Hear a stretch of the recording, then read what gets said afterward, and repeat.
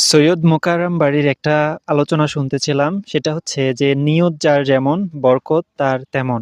সেটা হচ্ছে আপনি যদি নিয়ত করেন যে আপনি কোটিপতি হবেন তাহলে অন্তত আপনি লাখপতি হতে পারবেন। আপনি যদি চিন্তা করেন যে আপনি ১০ তলায় একটা বাড়ি করবেন বা ১০ তলায় থাকবেন, ১০ তলার একটা বিল্ডিং করবেন, সেক্ষেত্রে আপনাকে অন্তত আল্লাহ ২ তালাও দিতেও পারেন বা দিবেন। আপনি যত পারেন তত বড় স্বপ্ন দেখেন এবং আল্লাহর কাছে চান। একটা জিনিস কি, আপনি যত বড় স্বপ্ন দেখবেন, আপনার স্বপ্ন যত বড়, আপনি কিন্তু আল্লাহর কাছে তত কাকুতি মিনতি করে জিনিসটা চাইবেন।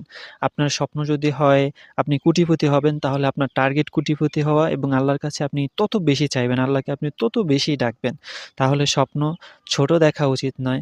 যেমন আ উনি আরেকটা উদাহরণ দিচ্ছে, ছোটবেলায় যখন তারা পড়াশোনা করত, তখন তাদেরকে টিচার বলত যে, "তোমরা স্বপ্ন দেখো গোল্ডেন এ প্লাস পাওয়ার জন্য।"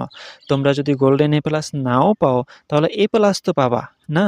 তো স্বপ্ন দেখতে হবে খুবই বড় এবং আমরা যখন বড় স্বপ্ন দেখব তখন হচ্ছে আমরা আল্লাহর কাছে তত বেশি চাইবো এবং তত বেশি তাকে আমরা ডাকবো।